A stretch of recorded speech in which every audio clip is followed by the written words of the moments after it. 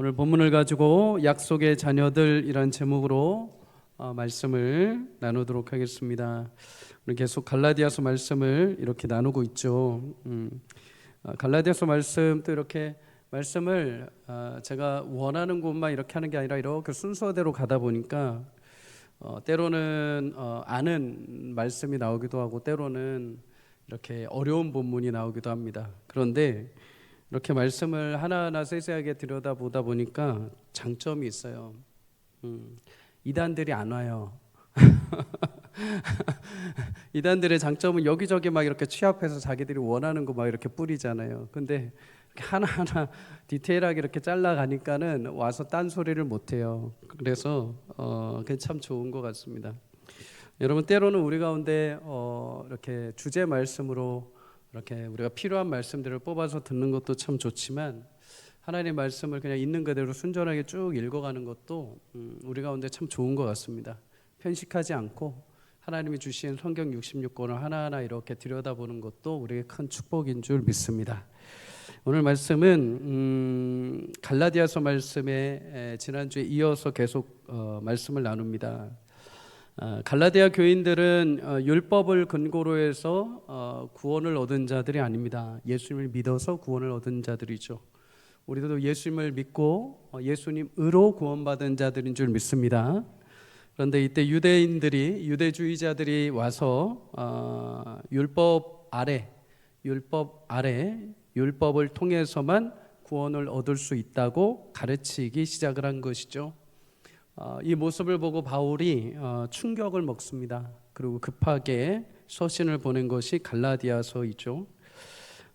오늘 본문은 특별히 이 유대주의자들을 향해서 율법이 무엇인지, 너희가 율법을 제대로 아는지에 대해서 말하면서 구약에 있는 말씀을 인용해서 설명을 하고 있습니다. 오늘 21절은 이렇게 말하죠. 내게 말하라. 율법 아래에 있고자 하는 자들아, 율법을 듣지 못하였느냐. 율법 아래에 있고자 하는 자들이라는 말은 율법에 매여 있는 종 같은 자들, 율법을 사랑하고 율법 아래 살기를 바라는 이 유대주의자들아, 이렇게 말하는 것입니다. 이들은 구원을 얻는데 예수님으로만은 안 된다는 것입니다. 예수님으로만은 불충분하다는 거죠. 구원을 얻기 위해서는 예수님도 믿지만 율법도 더 해야 되고 할례도 해야 되고 이런저건 공로도 같이 해야 된다라고 말을 하는 겁니다. 여러분, 하나님은 구원을 위해서 우리에게 오직 예수 그리스도를 허락해 주신 줄 믿습니다. 예수님 외에는 하나님께 갈 수 있는 방법이 없습니다. 다른 어떤 신비한 방법, 다른 어떤 공로, 다른 어떤 의 절대 없습니다. 오직 예수님만이 우리를 구원하시고 하나님께로 인도해 줄 수 있는 유일한 길입니다. 그런데 여기에 자꾸만 다른 걸 뭔가를 자꾸만 더하게 되면 그때서부터 우리 신앙은 다른 외부의 종교와도 같아져 버립니다. 그래서 종교개혁자들이 목숨을 걸고 외쳤던 게 오직 예수, 오직 믿음, 오직 은혜라는 것입니다. 오직 우리의 구원은 예수 그리스도로, 오직 주님이 주시는 은혜로, 오직 그 예수님을 믿는 믿음으로 우리는 구원을 얻는다. 여러분, 신앙생활은 때로 더 하려고 할 때 문제가 발생합니다. 더 가지려 하고, 더 인정받으려 하고, 나의 공로를 더 쌓으려고 할 때 내 욕심들이 더 신앙생활에 문제를 발생하게 만들죠. 심지어 예수님이면 충분하다는 것을 알면서도 다른 것들을 계속해서 더 씌우려고 합니다. 이것도 저것도 더 달라는 거죠. 그런데 여러분, 많은 지식과 혈통을 가졌던 바울은 오히려 예수님을 만나고 나서 그의 인생은 더 빼버립니다. 빌립보서 3장 8절에 그를 아는 지식이 가장 고상하고 그를 위하여 모든 것을 잃어버리는 것을 내가 배설물로 여겼다, 이렇게 말합니다. 예수님을 만나니까 그동안에 내가 막 더했던 모든 것들이 다 의미 없고 예수님 그분 한 분만으로 충분하다는 것입니다. 예수님이 내 안에 오니까는 다른 것들 다 빼는 삶이 된 것이죠. 여러분, 예수님이 함께 하시면 우리 인생 충만할 줄 믿습니다. 충분할 줄 믿습니다. 그분의 그 귀한 사랑, 그 영광스러운 은혜를 내가 누린다면 세상이 줄 수 없는 평안과 그 가치와 영광을 우리도 맛보게 될 줄 믿습니다. 주님 앞에 설 때 다른 내가 준비했던 모든 것들이 나를 감싸지 않습니다. 주님의 그 심판대 앞에 설 때 내가 했던 공로, 내가 했던 열심, 내가 가지고 있는 모든 것들을 다 드러나서 주님 앞에 그 심판을 내가 면제할 수 있는 방법은 없습니다. 오직 그 심판대 앞에서 우리를 자유케 하시는 분은 예수 그리스도이십니다. 예수님, 그 예수님으로 충만한 은혜가 있기를 주의 이름으로 소망합니다. 예수님이 더 가까이 내 심령 가운데 임재하시고 주님과 가까이 소통하며 주님으로 충만한 사랑을 누리며 살아가기를 주의 이름으로 간절히 축복합니다. 여러분, 율법은 예수님을 위해서 무엇인가를 더하려는 제도가 아니라 지난주 말씀드린 것처럼 율법은 우리에게 예수님을 바라보게 만듭니다. 그런데 유대인들은 이 율법을 제대로 이해하지 못하니까 오류가 발생을 한 거죠. 그래서 바울이 뭐라고 하냐면 너희가 율법을 듣지 못하였느냐.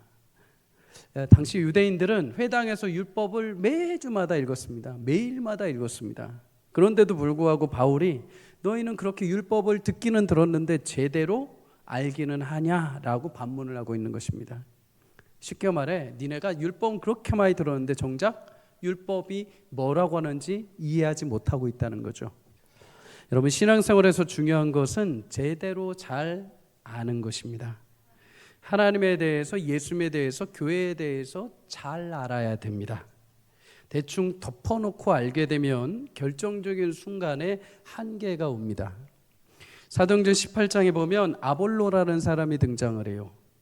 성경에 능통했고 젊어서부터 열심히 예수님에 대해서 일하고 사람들에게 가르쳤던 사람입니다. 근데 사도행전 18장 25절에 보면 그가 요한의 세례만 알고 있었다 이렇게 말합니다. 분명히 여기저기서 막 가르쳤습니다. 예수님을 내가 안다 하면서 막 가르쳤는데 문제는 뭐냐면 회개의 세례만 가르친 겁니다. 요한까지만 알려준 거죠. 요한은 다시 오실, 그 뒤에 오실 예수님을 예표한 사람이죠. 요한은 시작점이요 완성자는 예수 그리스도이십니다. 요한을 아무리 전해도 누구도 구원받지 못합니다. 요한이 문을 열고 그 구원하시는 예수님이 증거되고 예수님을 믿어 성령의 세례를 받아야 구원을 얻게 되는 거죠. 근데 아볼로는 열심은 있었습니다.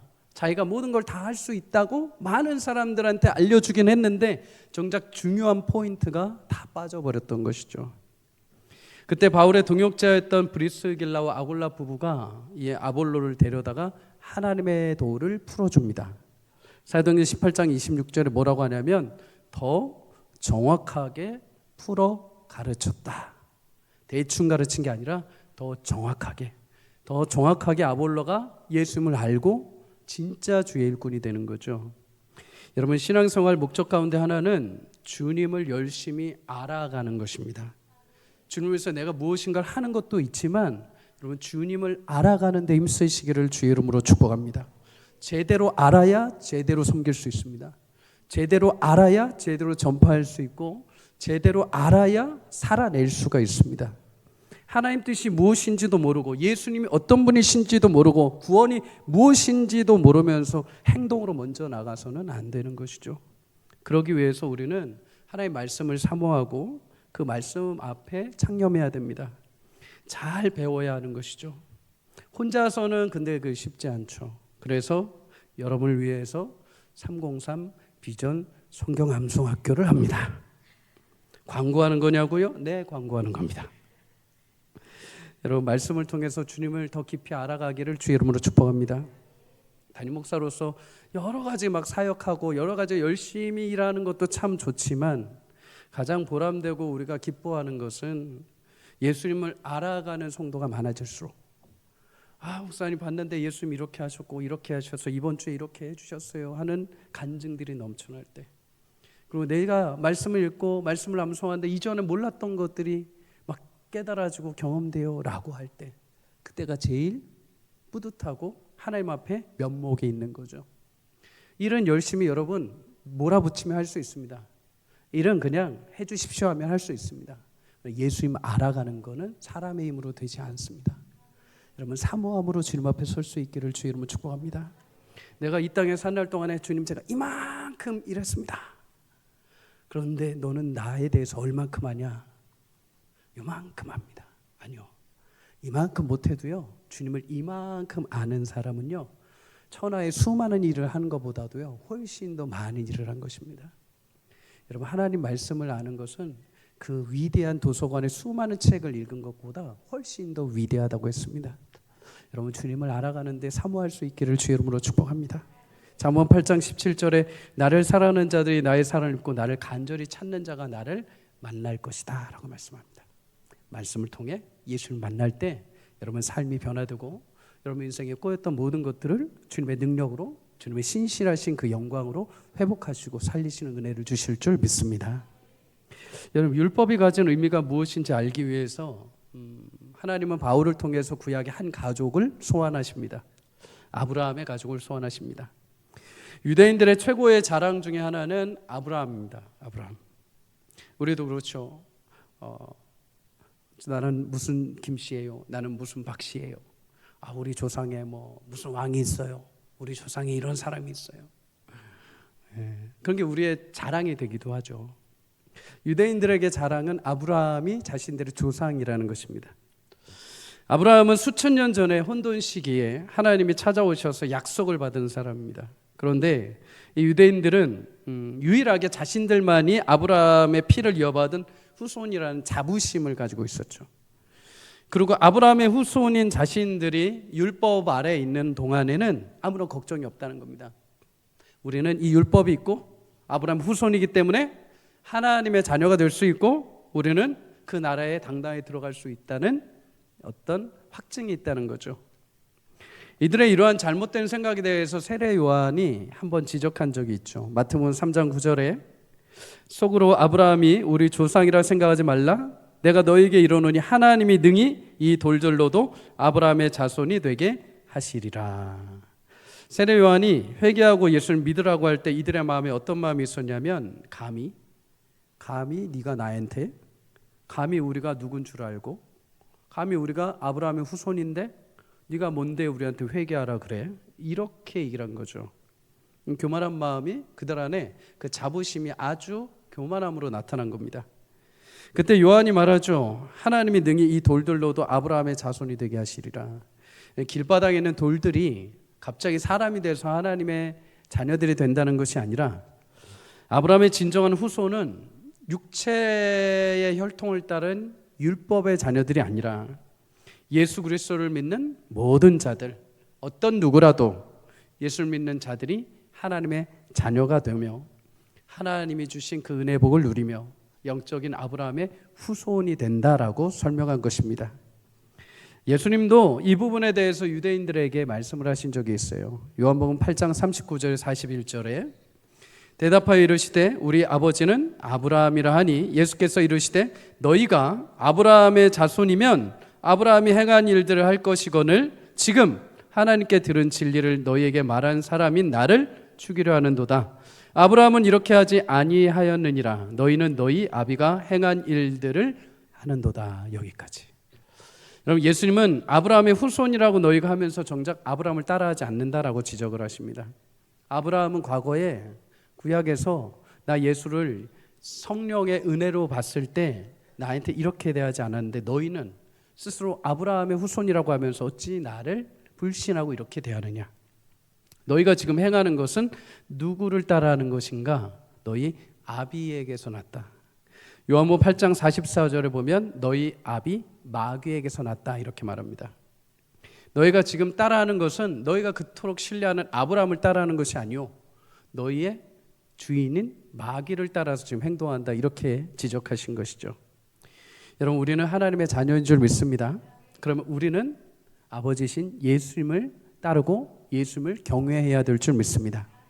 그리스도인에게 가장 큰 축복은 예수님을 아는 것이고 아버지 예수님을 경외하며 그분을 따라갈 수 있는 삶을 허락해 주신 것입니다. 예수님을 아무나 따라가지 않습니다. 예수님 아무나 목숨 걸고 따라가지 않습니다. 예수님께 구원의 은혜를 받은 사람들이 섬기고 봉사하고 전도하고 선교사로 나가고 또 삶의 자리에서 믿음을 지키려고 몸부림치는 것이죠. 생각해보면 사람을 살리는 일, 사람을 옳은 길로 인도하는 것은 사람이 개인적으로 자기 스스로 할 수 있는 것이 아닙니다. 그러나 예수님은 우리가 예수님을 따라 살고 예수님을 경외할 때 요한복음 14장 12절에 나를 믿는 자는 내가 한 일도 그가 할 것이요 그가 더 큰 일도 할 것이다 라고 말씀하십니다. 아버지신 주님을 나의 구주로 모시는 자, 그리고 그 이름의 권세를 믿는 자들, 하나님은 그를 통하여 하나님의 생명을 살리는, 하나님의 거룩한 길로 인도하는 복된 주님의 통로로 삼아주시는 줄 믿습니다. 여러분, 주님을 나의 아버지, 나의 주인, 나의 구원자로 모시고 살아가는 저와 여러분이 되시기를 주의 이름으로 축복합니다. 아버지 되시는 예수님을 따라 생명의 놀라운 능력이 여러분을 통하여서 흘러넘치게 하실 것입니다. 그리스도인은 그 행동과 진리를 대하는 태도를 보면은 알 수 있습니다. 그가 누구의 자녀인지. 작은 예수가 되기를 주의 이름으로 축복합니다. 예수님이 우리에게 주시려는 마음이 무엇인지, 예수님이 지금 나에게 주시는 생각이 무엇인지, 그 내가 이거를 지금 섬기고자 할 때 내 생각보다도 예수님이 원하시는 생각이 무엇인지, 예수님 마음이 있을 때 예수님 닮아가는 자들이죠. 그런 예수의 마음을 닮은 자들이 교회에 가득할 때, 가정에 가득할 때 우리 주제처럼 행복이 거기서부터 흘러넘치게 됩니다. 그럼 진정한 소그룹은 예수님을 닮은 사람들이 있는 곳, 예수님과 같이 눈물 흘리고 악함이 없고 선한 마음이 있는 자들, 그런 자들이 있는 소그룹은 보고 싶죠. 가고 싶습니다. 만나고 싶죠. 여러분, 그런 모임이 되시기를 주의 이름으로 축복합니다. 예수님 모임이 있는 자들, 예수님을 닮은 자들이 많은 교회는 가고 싶죠. 오고 싶습니다. 언제 주일이 되나, 언제 그 권사님 만나나, 그렇게 등 토닥여주고 위로하고 기도해줬던 그 장로님 언제 만나나, 그 집사님 그 음성만 들어도 내가 위로가 되는데 언제 만나나, 기대가 되는 것이죠. 이런 행복은 우리 소그룹 교회에서 무엇인가 막 하는 게 아니라 예수님 닮아가는 사람들이 있을 때 우리 가운데 행복이 넘치게 될 줄 믿습니다. 예수님을 귀히 여기고 예수님 닮아가는 저와 여러분이 되시기를 주의 이름으로 축복합니다. 여러분, 유대인들이 아브라함의 후손이라고 하는데, 그러면 아브라함에게 태어난 진짜 후손들이 누군지를 먼저 살펴봐야겠죠. 22절과 23절을 함께 읽어봅니다. 시작. 기록된 바 아브라함에게 두 아들이 있으니 하나는 여종에게서 하나는 자유 있는 여자에게서 낳다 하였으며 여종에게서는 육체를 따라 낳고 자유 있는 여자에게서는 약속으로 말미암았느니라. 아멘. 볼륨 조금만 올려주세요. 전체 볼륨 여기 말고요. 아브라함에게는 여러 아들들이 있었지만 대표적으로 두 아들이 있습니다. 두 아들, 이스마엘과 이삭입니다. 두 아들 똑같아 보이죠. 이름이 이스마엘, 이름이 이삭. 그런데 이 두 아들은 큰 차이가 두 가지가 있습니다. 첫째는 신분의 차이가 있습니다. 이삭은 아브라함의 본처인 사라에게서 태어났죠. 반면에 이스마엘은 사라의 여종인 애굽 여인 하갈에게서 태어났습니다. 사라는 주인이고 자유인이고 하갈은 여종입니다. 노예이죠. 당시 유대인들은 자신의 어머니의 신분을 따라갔습니다. 이삭과 이스마엘 아버지는 아브라함이지만 어머니에 따라 신분이 갈라진 거죠. 이삭은 어머니를 따라서 자유인이 진짜 친아들이 되었고, 이스마엘은 어머니를 따라서 그는 태어나서 노예, 종이 되는 것입니다. 두 번째 차이가 있죠. 출생의 방법의 차이가 있습니다. 23절에 보면 이스마엘은 여종에게서 육체를 따라 낳았다 이렇게 말합니다. 육체를 따라 낳았다는 것은 인간적인 방법으로 낳았다는 거죠. 반면에 이삭은 약속으로, 하나님이 약속하신 기적을 통해서, 역사를 통해서 태어났습니다. 다른 말로 하자면 이스마엘은 현실적인 방법으로 태어난 거고, 이삭은 하나님을 향한 믿음으로 태어난 것입니다. 창세기 12장에 보면 하나님이 갈대아 우르에 살던 아브라함을 찾아오셔서 그에게 명령하시죠. 너는 친척, 너의 고향, 너의 아비 집을 떠나 내가 지시할 땅으로 가라. 그러면서 그의 후손에 대한 약속을 하십니다. 너로 인하여 큰 민족을 이루고 복을 줄 것이고, 그로 인해서 후손으로 메시아 예수 그리스도께서 태어나실 것을 약속해 주신 것입니다. 이 약속을 받을 때 아브라함의 나이가 75세입니다. 75세. 약속을 받고 출발한 아브라함, 시간이 지났는데 아내 사라, 10살 아래 연하인 사라가 아이를 갖지 못하고 있는 거죠. 그래서 아브라함은 자신의 종 다메섹 사람 엘리메섹을 엘리에셀을 자신의 후손으로 생각을 하게 됩니다. 내가 자식이 없어 죽으면 이 종에게 다 모든 것 넘겨주겠다. 굉장히 현실적이죠. 내 몸에서 낳을 자가 없다면 당연히 나에게 충성을 다하고 순종하고 믿을 만한 종에게 내 모든 걸 다 주는 것. 굉장히 현실적입니다. 근데 이때 사라도 비슷한 생각을 합니다. 하나님이 약속하셨는데도 불구하고 10년이 지났는데도 아직 자식이 없으니까 현실적인 방법을 하나 생각해냅니다. 그게 뭐냐면 내게 있는 여종 하갈을 아브라함에게 들여보내는 거죠. 그리고 아브라함을 통해서 하갈을 통해서 자식을 대신 대리로 낳게 하는 것입니다. 당시 사회에서는 종은 하나의 물건 취급을 받았습니다. 우리로서는 상상할 수가 없지만 그 여종을 집어넣어서 나 대신 자식을 낳게 하는 것, 그 당시의 문화로서는 생각할 수 있는 현실적인 방법이었습니다. 결국 아브라함도 동의해서 하갈을 맞이하여 이스라엘을 낳게 된 거죠. 이스마엘을 낳을 때 나이가 86세입니다. 여러분, 이 방법 굉장히 현실적입니다. 굉장히 육체적이면서 동시에 그래도 자식이 없는 것보다 대리모를 통해서라도 낳는 게 더 좋겠다라고 생각할 수 있을 법한 이야기입니다. 여종의 아들이지만 그래도 혈통이 없는 것보단 괜찮아 보이죠. 그러면 하나님은 어떻게 생각을 하셨을까요? 이스마엘을 딱 낳고 나서 하나님이 그 뒤에 아브라함에게 나타나지는 않으십니다. 아브라함이 86세 이스마엘을 낳고 난 이후에 창세기 17장에 가서야 하나님이 등장하십니다. 그때 아브라함의 나이가 99세입니다. 86세에서 99세 이스마엘을 낳고 13년 동안 하나님이 아브라함을 찾아오지 않으신 겁니다. 물론 성경에 기록되지 않은 아브라함과 하나님과의 만남이 있을 수 있겠죠. 그러나 성경을 근거로 해보자면 거의 13년, 14년이라는 시간 동안에 하나님이 아브라함을 찾아오지 않으십니다. 왜요? 인간적인 방법으로 이스마엘을 낳은 것을 하나님도 원치 않으셨던 것이죠. 오히려 아브라함이 13년, 14년 정도 딱 지나고 나서 이제 이스마엘로 그냥 끝내자라고 자신에게 약속하신 그 하나님의 자녀에 대한 약속을 잊어버릴 쯤 되었을 때 하나님은 99세가 된 아브라함을 찾아오셔서 자신의 약속을 다시 상기시켜 주십니다. 내가 말했지. 내가 너에게 너의 몸에서 날 아들을 후손으로 삼은다고 이야기를 했다. 그리고 그 일을 내가 이룰 것이다. 여기서 아브라함을 통해 한 가지 우리에게 주시는 교훈이 있습니다. 여러분, 믿음은 우리의 현실적인 방법의 한계를 넘어섭니다.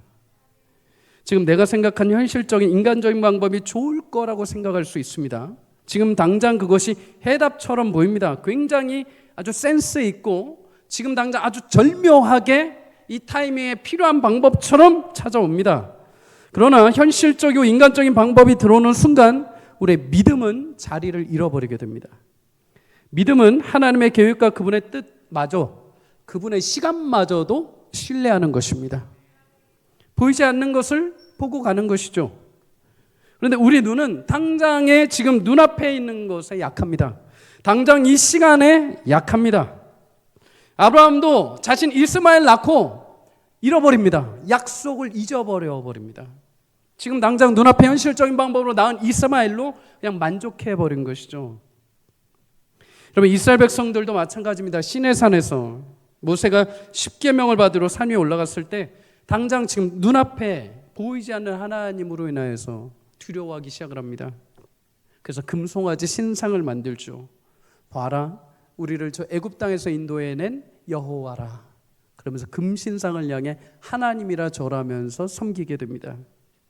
그러나 여러분, 나는 여호와라, 나는 스스로 있는 자라라고 말씀하신 하나님, 그 눈에 보이지 않지만 우리를 신실하게 이끌어 가신 그 하나님을 신뢰하기보다 당장 눈앞의 현실적인 방법, 당장 눈앞에 보이는 즉흥적인 육체의 방법은 오히려 그들을 죽게 만들고 땅이 갈라지고 그들이 저주받는 역사가 이루어지게 됩니다. 여러분, 때로는 하나님의 일보다 내 방법으로 할 때 일이 꼬여버리는 순간이 있습니다. 내가 먼저 즉흥적으로 달려가면 일이 막 실타래가 엉킨 것처럼 엉켜버리죠. 그런데 그럼에도 불구하고 하나님은 그 과정 가운데서 어떻게 하십니까? 우리의 믿음의 눈을 열어 하나님의 일을 완성하시는 분인 줄 믿습니다. 베드로가 풍랑이는 갈릴리 호수에서 저 멀리 예수님 걸어오시는 것을 봅니다. 비록 두려움이지만 의심이지만 예수님 오라 하신다면 내가 이 물 위를 걷겠습니다라고 다짐했을 때 예수님 오라라고 말씀을 하십니다. 비록 두렵지만 예수님 바라보고 예수님 오라 할 때 거기를 향해 갈 때까지는 빠지지 않습니다. 근데 예수님 향해서 있던 그 시선을 다른 데 돌리기 시작할 때부터 점점 물에 빠져들기 시작을 하는 거죠. 그의 눈이 믿음이라는 현실적인 예수님을 바라보지 않고 좌우에 지금 내 육체적인 현실을 바라볼 때 나의 시선을 돌릴 때 바다에 빠져버립니다. 사랑하는 여러분, 현실 속에 하나님 약속을 바라보는 믿음의 시선을 하나님 우리 가운데 허락해 주시기를 주의 이름으로 축복합니다. 똑같은 상황인데 누구는 현실적인 풍랑만 계산합니다. 지금 현실적인 지금 이 상황의 계산만 막 해야 됩니다. 지금 인간적인 방법만 막 계산을 해야 됩니다. 그런데 누군가는 그 풍랑 속에서도 주님을 바라봅니다. 그 현실적인 풍랑 속에서 풍랑의 계산을 하는 게 아니라 그 가운데 서 계신 주님을 바라보고 넉넉하게 기다립니다. 넉넉하게 그 일들을 감당해냅니다.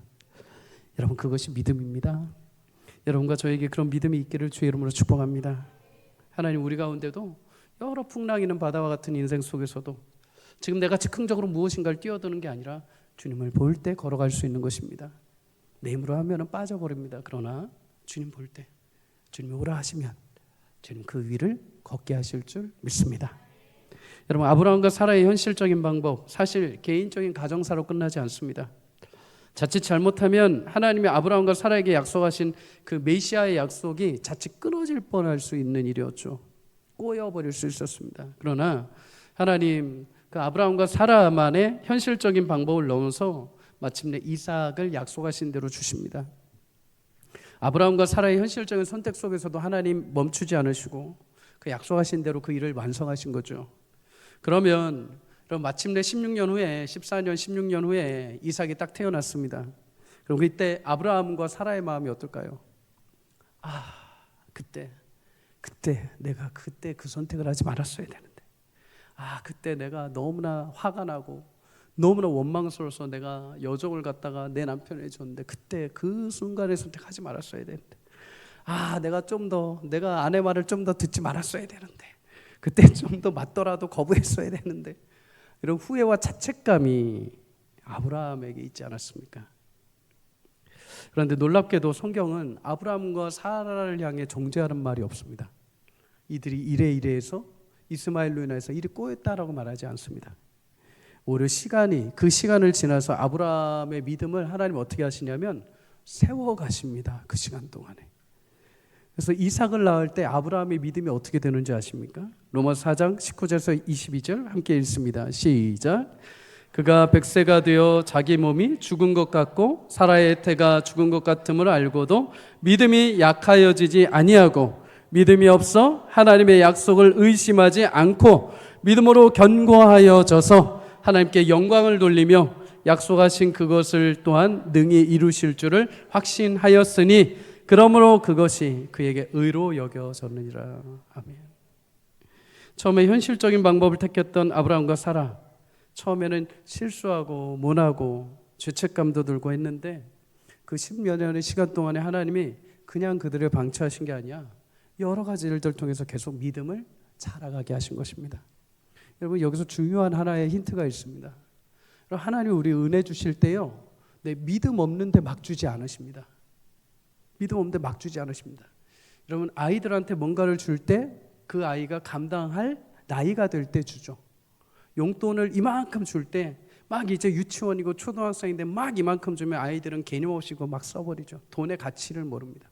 어느 정도 알 때 주면은 그게 얼마나 중요한지 알고 본인이 잘 그거를 활용합니다. 우리에게도 마찬가지입니다. 하나님은 은혜 주신다고 여러분 믿음 없는 자에게 막 함부로 주시지 않습니다. 그러면 그에게는 그것이 저주가 될 수 있습니다. 하나님 그냥 막 주시는 분, 그냥 하나님 그냥 다른 신처럼 그냥 막 기적 행하시는 분, 이렇게 되는 거죠. 그런데 믿음을 가지고 시간을 가지고 나의 실패마저도 나의 시간마저도 나의 잘못된 선택마저도 하나님이 그렇게 이루어 가시는구나 라면서 그 시간 속에서 자신의 믿음을 연단하고 인내하고 자란 사람에게 하나님은 그 그릇에 합당하게 은혜를 베풀어 주십니다. 아브라함이 딱 100세 됐을 때 그냥 하나님이 자, 때 됐다 하고서 주신 게 아니라 그 시간에 맞춰서 아브라함의 믿음을 완성시키신 거죠.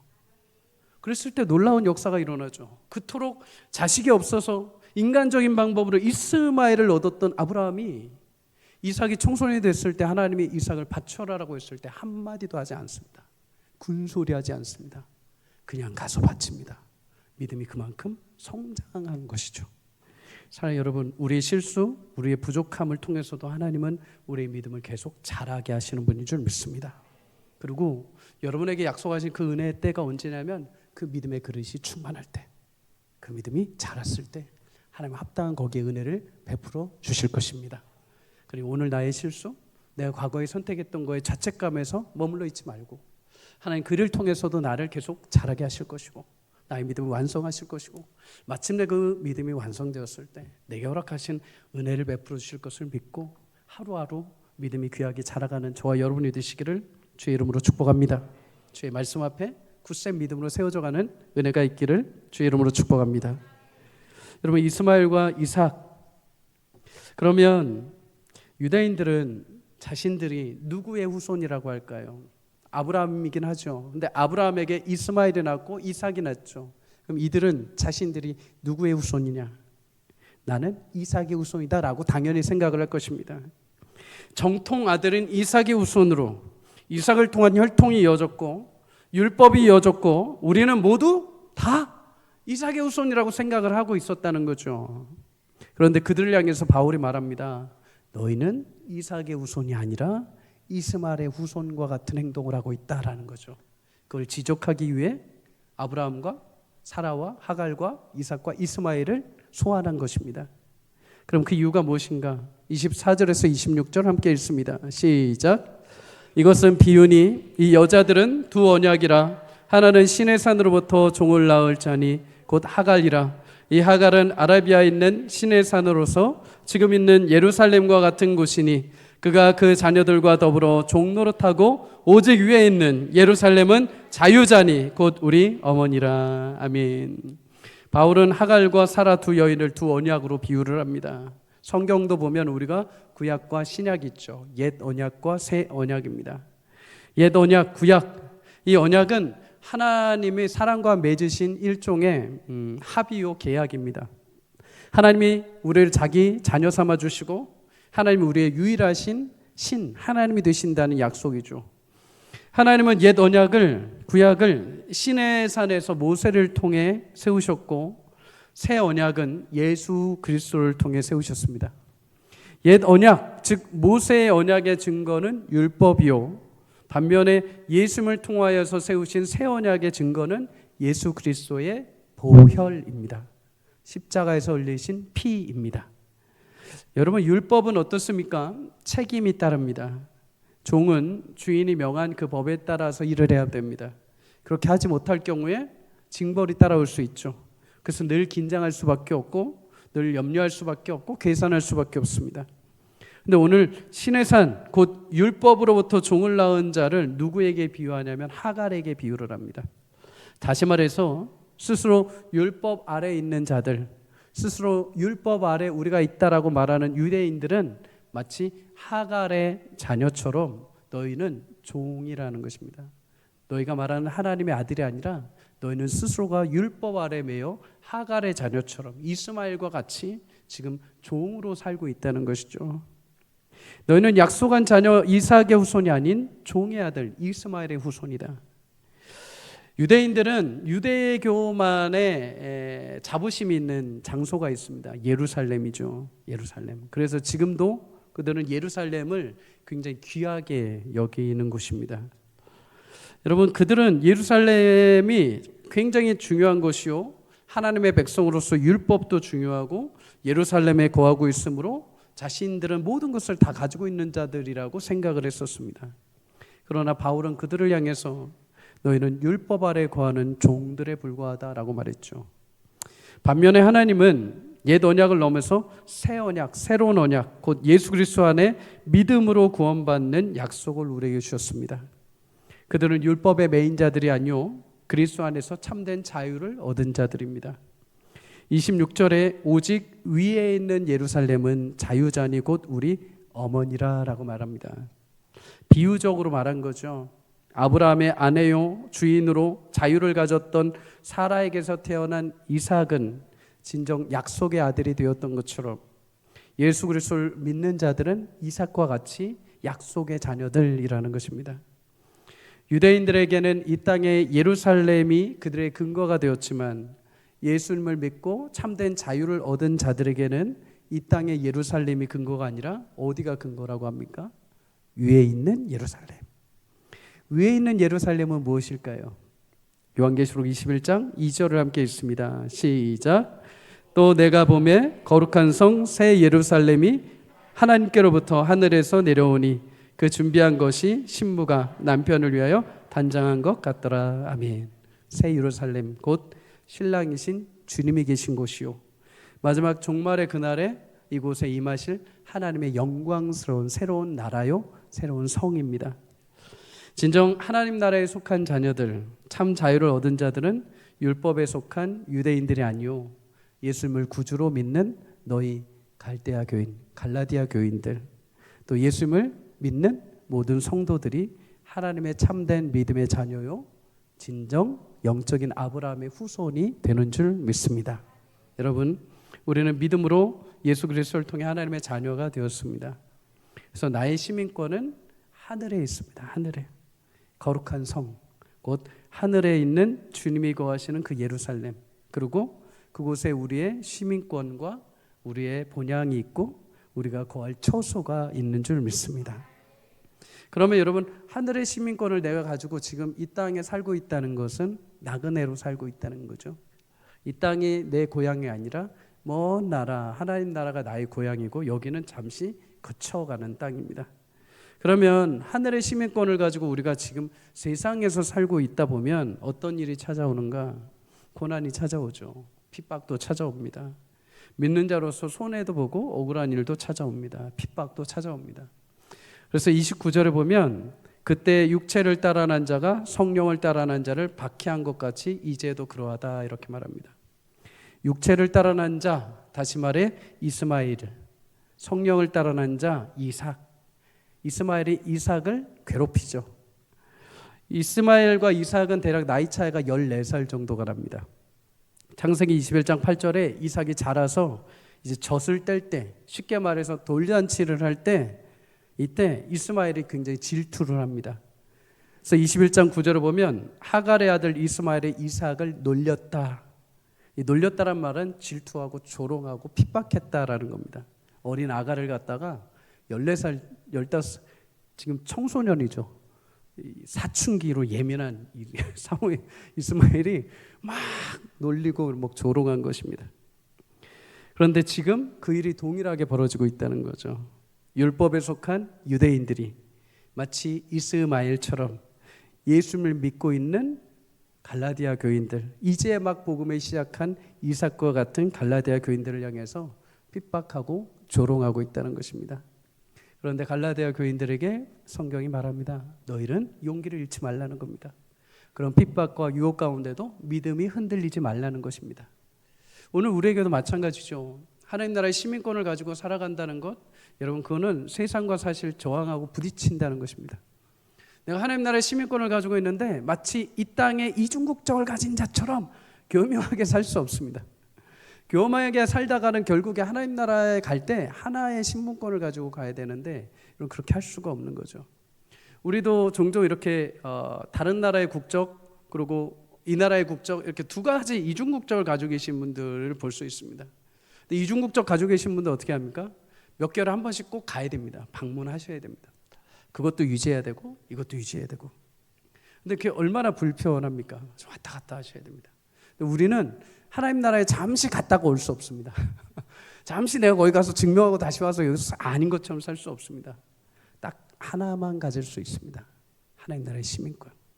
그 시민권 가지고 살다 보면 오늘 갈라디아 교인들처럼 세상에 우리를 핍박하고 세상이 우리 가운데 공격해 올 때가 있습니다. 근데 두려워하지 말라고 합니다. 왜요? 마지막으로 오늘 30절을 함께 읽습니다. 시작. 그러나 성경이 무엇을 말하냐? 여종과 그 아들을 내쫓으라. 여종의 아들이 자유에 있는 여자의 아들과 더불어 유업을 얻지 못하리라 하였느니라. 아멘. 이스마엘이 이삭을 막 핍박하는 것을 보고 사라가, 이삭의 엄마가 아브라함 남편에게 찾아가서 화를 냅니다. 저거 보십시오. 당신의 저 소자가 내 친아들을 갖다가 막 핍박합니다. 당장 내쫓으십시오. 이때 아브라함이 고민을 합니다.